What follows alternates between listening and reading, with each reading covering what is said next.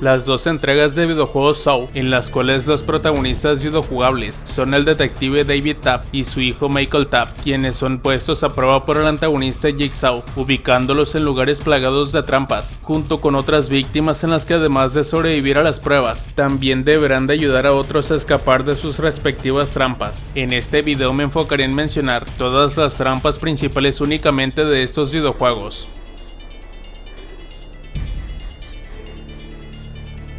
La trampa de oso invertida es una de las trampas más populares de la saga y es la primera prueba del juicio del detective David Tapp. Estaba atado a una silla en un baño abandonado con el artilugio mecánico fijado en su cabeza. La parte frontal de la trampa estaba enganchada en su mandíbula superior e inferior, lo que le abriría permanentemente la cara si no se podía quitar la trampa en 60 segundos. Varios otros en el manicomio también usaron esta trampa, atacando constantemente a Tapp en un intento de obtener la llave necesaria para quitar la trampa que estaba dentro del cuerpo de Tapp.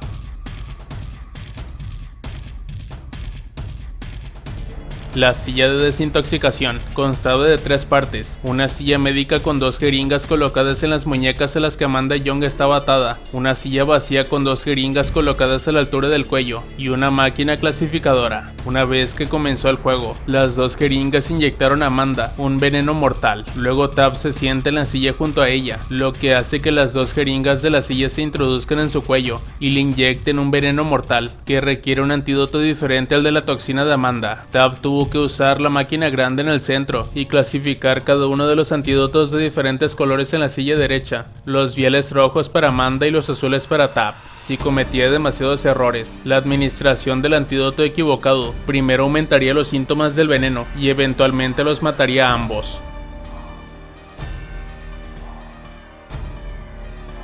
El collar de escopeta es un dispositivo que Pighead le colocó a David Tapp. Este artilugio es un collar extraíble, con 5 casquillos de escopeta colocados a su alrededor, todos apuntando a la cabeza de Tapp. Cada uno de estos proyectiles tenía su propio disparador, y todos debían activarse individualmente. El collar estaba en sintonía con algún tipo de señal. Si esta señal se perdiera, o el sujeto se moviera fuera del alcance, el collar se activaría, provocando que volara la cabeza de la víctima. Varios otros en el manicomio también usaron esta trampa, atacando constantemente al protagonista, en un intento de obtener la llave necesaria para quitarse la trampa, la cual también estaba dentro del cuerpo de Tapp. Sin embargo, si alguno de ellos se acercaba a Tapp, ambos collares se activarían. Si Tapp permanecía demasiado cerca de ellos, su collar detonaría después de unos segundos. Sin embargo, lo mismo le pasaría a la otra víctima si Tapp se alejara demasiado. Por tanto, uno de ellos inevitablemente tenía que morir.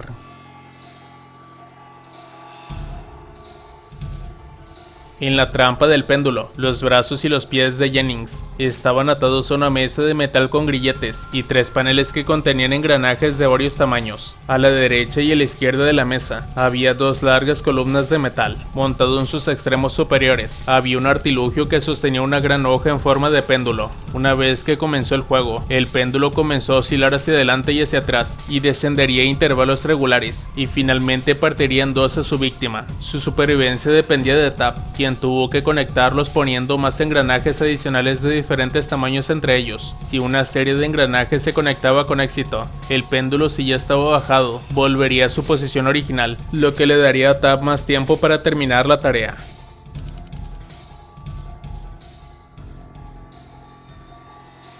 En la doncella de hierro, Melissa estaba sobre un pedestal y se mantenía en su lugar mediante 2 artilugios parecidos a botas. En el centro del pedestal había un torno grande. Adjuntas a él habían 2 placas alargadas, una detrás y otra delante de Melissa. Habían 6 hojas de sierra circular montadas en cada una de las placas. Alrededor de la trampa, habían 3 grandes cajas de vidrio que contenían cubos magnéticos. Tapp tuvo que mover estos cubos al circuito correcto para poder cortocircuitar las sierras. No evitar el cortocircuito de las baterías que sujeten las placas con las sierras en su lugar habría provocado que ambas placas se cerraran de golpe sobre Melissa.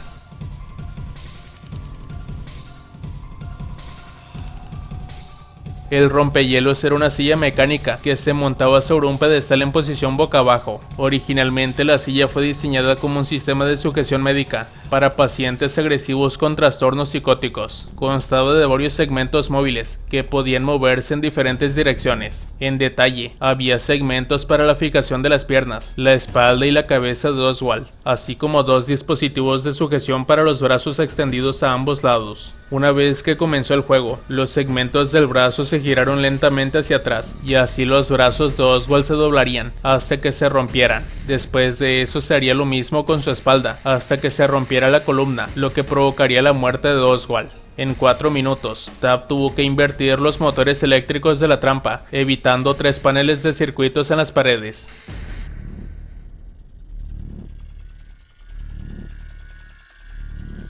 El crematorio era un horno grande y transitable que se utilizaba para la eliminación de los cuerpos de los pacientes fallecidos del manicomio Whitehorse. Sin embargo, Jigsaw finalmente lo convirtió en una trampa mortal. Obi Tate quedó atrapado dentro del horno, que era lo suficientemente grande como para que la persona se pusiera de pie y se moviera dentro.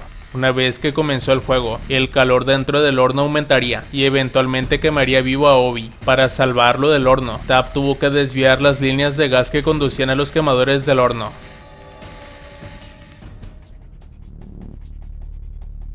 En la trampa del empalador, Jeff estaba atado a una plataforma de metal en posición de pie. Detrás de la plataforma había una máquina con varias púas de metal largas, delgadas y puntiagudas. Habían 16 monitores, cada uno con una imagen diferente en pantalla. Tab tuvo que jugar un juego de parejas y tuvo que elegir que 2 imágenes se encajaban hasta encontrar los 8 pares. Por cada error, una de las púas de metal atravesaba un pequeño agujero en la plataforma y atravesaba el cuerpo de Jeff. Se retiraba nuevamente si Tab encontraba un par de imágenes correctas. Después de 5 errores seguidos, el último clavo atravesaría la cabeza de Jeff, matándolo en el proceso.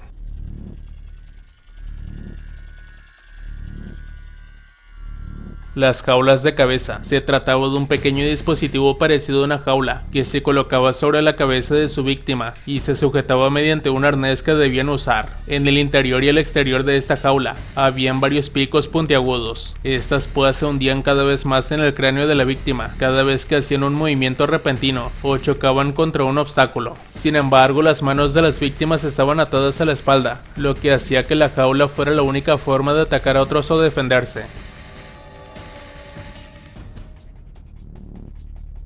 Las víctimas de esta trampa fueron Chuck y Robert. En la correa del perro, cada uno de ellos tenía un collar alrededor del cuello. A este collar se adjuntó una cadena de metal, que a su vez estaba conectada a una columna de metal. La longitud de la cadena les permitió avanzar una cierta distancia de solo unos pocos metros. A intervalos regulares se activaba un mecanismo, y los hombres eran retirados nuevamente. La única forma de liberarse era llevar a alguien más a la columna. Tenían varias hojas de afeitar afiladas y puntiagudas, perforadas en los antebrazos. Cuando avanzaban para agarrar a alguien, debían tener cuidado para no matar a esa persona. Esta trampa funcionaba de forma similar a una doncella de hierro. La llamada máscara de la muerte estaba dividida en 2 partes separadas, la parte delantera y trasera de la máscara. Ambas partes estaban inclinadas hacia abajo desde la cabeza de Campbell. El interior de ambas partes estaba plagado de numerosos clavos puntiagudos. Una vez que comenzara el juego, la máscara se cerraría sobre su cabeza y la perforaría con los clavos, si Campbell no podía desbloquear la trampa en 60 segundos. La llave fue implantada quirúrgicamente detrás de su ojo derecho. Para obtenerlo, Campbell tuvo que cortarlo con un bisturí que estaba sobre una mesa frente a él.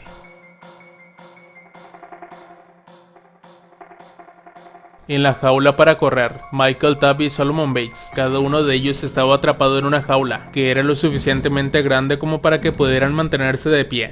Ambas jaulas estaban conectadas a 2 vías separadas en el suelo. Una vez que comenzó el juego, Michael y Solomon podían empujar las jaulas hacia adelante, para llegar al final de la pista antes de su respectivo oponente. Además estaban descalzos, y el suelo estaba cubierto de fragmentos de vidrio. De hecho, sin embargo, la clave para ganar el juego era dejar que la otra persona llegara primero al final de la pista. Esta trampa es de las que no tuvieron mucho sentido de inicio, pero se agrega por ser de las principales.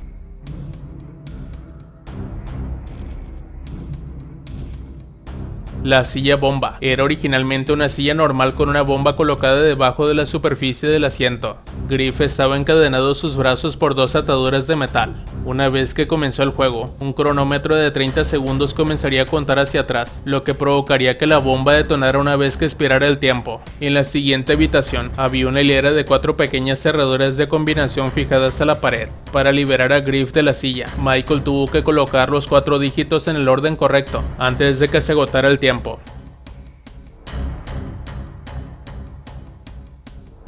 La caja de afeitar era una gran caja de vidrio suspendida del techo de una habitación. Además, había 2 agujeros en el fondo de la caja, lo suficientemente grandes como para pasar un brazo a través de ellos. Encima de estos agujeros habían 2 hojas de afeitar grandes y afiladas. Los brazos de Zeke quedaron atrapados en esos agujeros y no podía sacarlos debido a las navajas que le cortaban las muñecas cada vez que intentaba sacar las manos. Dentro de la caja había otro dispositivo con cerradura de combinación. Ingresar la combinación correcta activaría un mecanismo que haría que las cuchillas retrocedieran y permitiría a Zeke escapar. En la habitación frente a él habían varios maniquíes con números escritos en la espalda. Además, habían varias secuencias numéricas escritas por toda la pared. Zeke ya tenía el primer dígito. Con esta pista, Michael tuvo que elegir la combinación correcta de la pared y luego presionar un botón adjunto a cada maniquí en el orden correcto. Sin embargo, cada maniquí tenía una bomba de clavos adherida que detonaría si Michael no encontraba la combinación a tiempo o presionaba los botones en el orden incorrecto.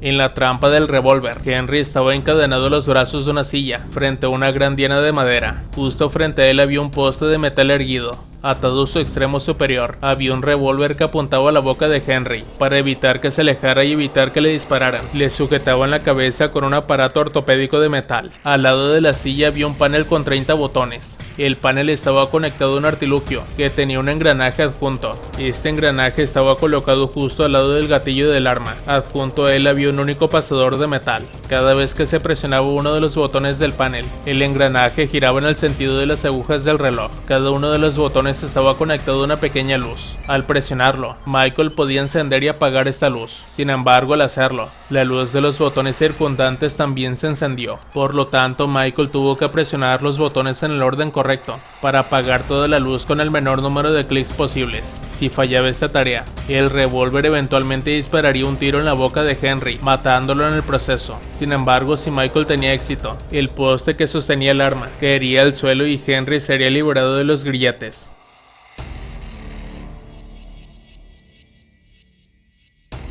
El chaleco de escopete era un chaleco metálico que se podía colocar fácilmente alrededor del pecho de la víctima. Había 9 casquillos de escopeta sujetos al chaleco en 2 filas verticales, apuntando directamente a la espalda de Michael. Cada uno de estos proyectiles tenía su propio disparador, y todos debían activarse individualmente. El chaleco estaba en sintonía con algún tipo de señal proveniente de ciertos sensores. Si Michael permanecía en ciertas áreas y estaba expuesto a esta señal por mucho tiempo, el chaleco se activaba y los 9 proyectiles le disparaban en la espalda uno por uno.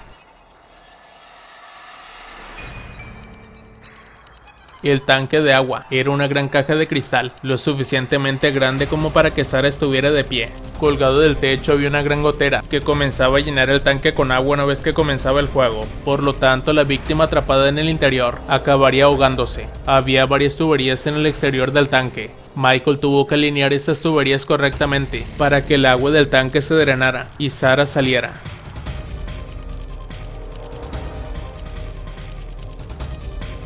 En la tina del ácido, Anton fue encerrado dentro de una jaula. Justo enfrente de la jaula había una gran tina llena de ácido corrosivo. La puerta de la jaula estaba asegurada por una cadena que colgaba a lo largo de la habitación. Encima había una gotera de ácido suspendida sobre él. Michael tuvo que destruir la cadena para poder abrir la puerta. Para ello tuvo que dirigir el ácido del goteo con una válvula para que derritiera la cadena. Sin embargo, si la válvula no se giraba con suficiente cuidado, el ácido del goteo haría que el ácido de la tina salpique, dejando cicatrices en Anton.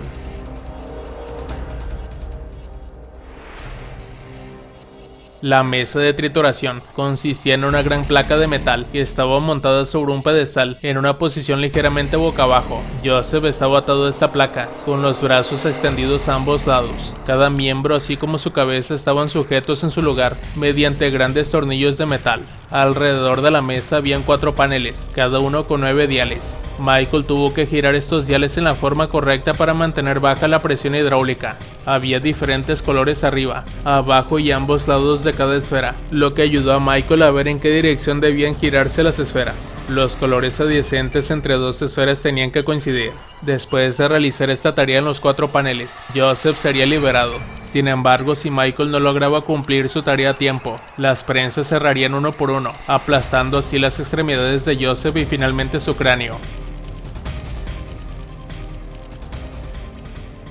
La trampa del ascensor estaba ubicada dentro del hueco de un ascensor. Los brazos de Carla estaban encadenados a un artilugio de metal que estaba suspendido del techo mediante 2 cadenas, mientras que sus piernas estaban encadenadas a la parte superior de un ascensor. Este ascensor se mantenía en posición mediante 4 abrazaderas, que estaban unidas a 4 barras metálicas. Fuera del hueco del ascensor había un panel con 2 filas verticales de cerraduras de combinación. Michael tuvo que ordenar los 4 mechones superiores de cada fila y sumarlos, de modo que los 2 mechones inferiores tuvieran el mismo número. Hacer esto correctamente eventualmente resultaría en la liberación de Carla. Sin embargo, si Michael no pasaba la prueba, todas las abrazaderas que sujetaban el ascensor se abrirían una por una y el ascensor caería al pozo, partiendo así a Carla por la mitad.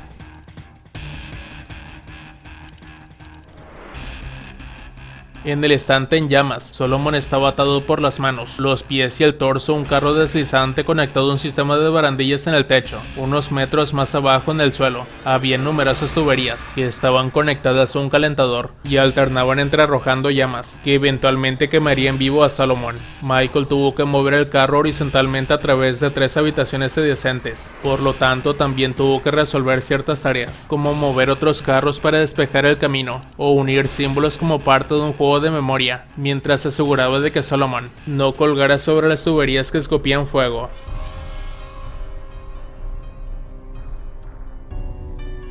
El carrusel de foco, como sugiere el nombre, esta trampa parecía un carrusel gigante. Consistía en una gran placa base circular que giraba constantemente. Estaba dividido en varios segmentos por una serie de grandes vallas. En el techo encima había 2 grandes artilugios que se asemejaban a un tendero giratorio gigante. Junto a ellos había numerosos focos rojos que iluminaban el carrusel. Si bien estas luces no representaban una amenaza para la mayoría de las personas, activarían el chaleco de escopeta de Michael y provocarían que le disparara. Por lo tanto, Michael tuvo que encontrar una forma de pasar las vallas, las cuales dividen el carrusel, y al mismo tiempo evitar las luces rojas para llegar al otro lado de la habitación.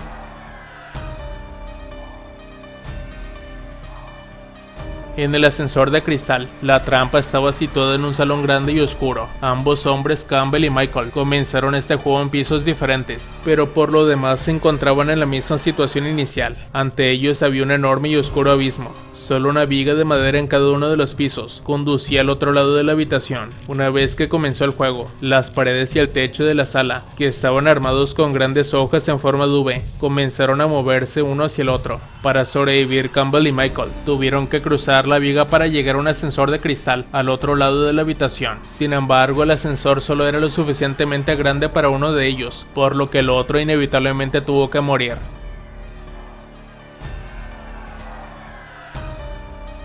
Y bueno amigos, esto ha sido todo. ¿A ti qué te parecieron estas trampas de Saw el videojuego? ¿Cuáles de estas te impactaron más? Si el video te gustó, dale like y suscríbete. Nos vemos hasta la próxima.